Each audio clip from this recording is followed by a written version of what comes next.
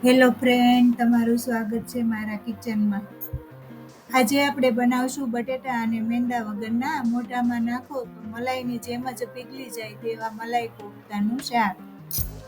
હા, મારા મલાઈ કોફતાની રેસીપી તમને ગમે તો લાઈક કરજો, વધુમાં વધુ શેર કરજો. અમારી ચેનલને સબસ્ક્રાઈબ ના કરી હોય તો સબસ્ક્રાઈબ કરજો.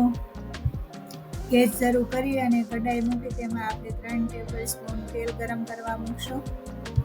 તેલ ગરમ થાય એટલે 2 તજના નાના ટુકડા, 7 થી 8 મરી, 2 લવિંગ, 1 તેજપત્તા, 1 સૂકું લાલ મરચું, 1 સ્પૂન આખું જીરું, તેનાથી આપણે વઘાર કરશું. તેમાં રફલી આ મીડિયમ સાઈઝના 4 કાંદા કટ કરેલા છે તે આપણે ઉમેરશું. કાંદા થોડા સતળાઈ જાય એમ 1 આદુના ટુકડાના સાલ ઉતારી અને નાના નાના પીસ કરેલા છે તે ઉમેરશું અને 1 ટેબલ સ્પૂન લસણની કળી ઉમેરશું. 1 કટ કરેલું લીલું મરચું ઉમેરી અને થોડી વાર સતળાઈ જાય પછી તેમાં આપણે જેટલા કાંદા લીધા છે તેનાથી ડબલ આપણે ટમેટા રફલી કટ કરેલા તેમાં ઉમેરવાના છે. પછી તેને સાતળશું.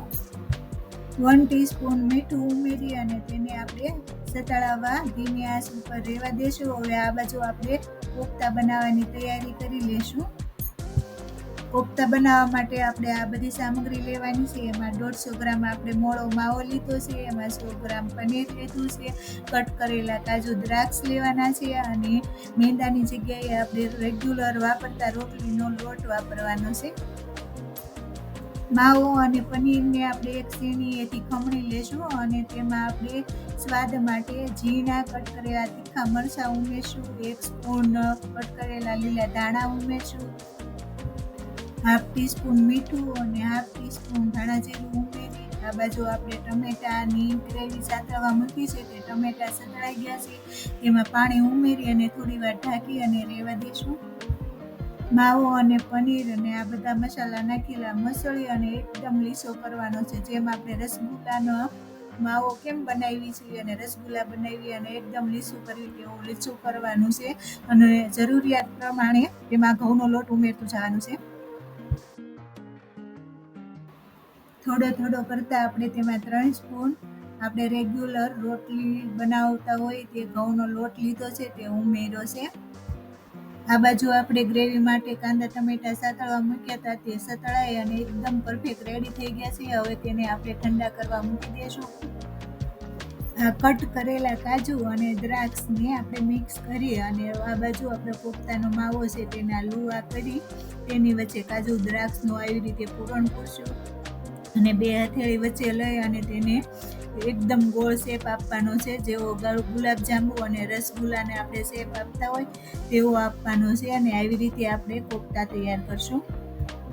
કોફતા ઉપર આપણે આ કોર્નફ્લોર લગાવવાનો છે. વધારાનો કોર્નફ્લોર હોય તે આપણે આ થેળીમાં લઈ અને કાઢી નાખવાનો છે. હવે આપણા આ કોફતા રેડી થઈ ગયા છે. આ બાજુ આપણે ટમેટા અને કાંદા ઠરવા મૂક્યા હતા ગ્રેવી માટે તે ઠંડા થઈ ગયા છે. હવે તે આપણે ગ્રેવી બનાવી લેશું.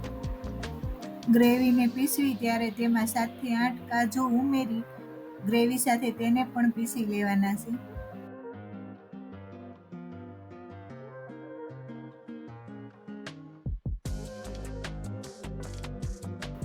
આપણી આ ગ્રેવી પીસાઈ અને રેડી થઈ ગઈ છે. હવે આ બાજુ આપણે એક કઢાઈમાં તેલ ગરમ કરવા મૂકશું. તેમાં આપણે હવે આપણા બનાવેલા કોફતા તળી લેવાના છે. તમારું તેલ વધારે પણ ગરમ ના હોવું જોઈએ, ઓછું પણ ગરમ ના હોવું જોઈએ. વધારે ગરમમાં તમે તળશો તો તમારા કોફતા ઉપરથી એકદમ બ્રાઉન થઈ જશે અને અંદરથી સડશે નહીં અને ઓછા ગરમ તેલમાં તમે ઉમેરશો તો તમારા કોફતા ફાટી જશે. એટલે મીડિયમ તેલ ગરમ હોવું જોઈએ અને મીડિયમ તેલ ગરમમાં આપણે આવી રીતે ફેરવી અને કોફતા તળી લેવાના છે.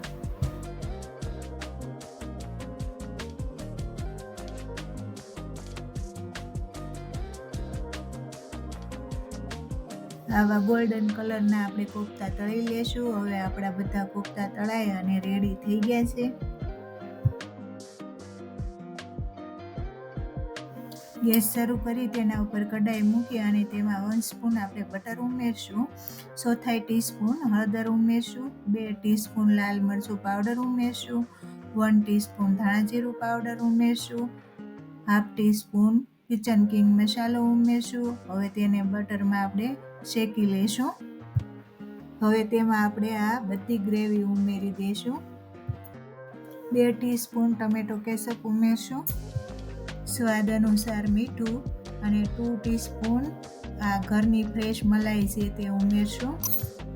આપણે આ ગ્રેવીને થોડી વાર પકાવવાની છે. તેમાંથી બહુ છાંટા ઉડતા હોય છે તો આપણે તેને કવર કરી અને થોડી વાર પકાવશું. ઘરની આ ફ્રેશ મલાઈ છે તેને આપણે ગાર્નિશિંગ માટે વીપરથી થોડુંક વીપ કરી અને એકદમ સ્મૂથ બનાવી લઈશું. આપણી ગ્રેવી ચેક કરી લેશું. તેમાં હાફ ટીસ્પૂન કસૂરી મેથી 2 હાથ વડે છોડી અને તેમાં ઉમેરશું. હવે આપણે આ ગ્રેવી રેડી છે. હવે આપણે તેને એક સર્વિંગ પ્લેટમાં સર્વ કરશું. હવે એક પ્લેટ લેશું, તેમાં આપણે કોફતા આવી રીતે મૂકવાના છે. તેની ઉપર આપણે આ ગ્રેવી ઉમેરશું. હવે આપણે આ મલાઈ કોફતા રેડી છે.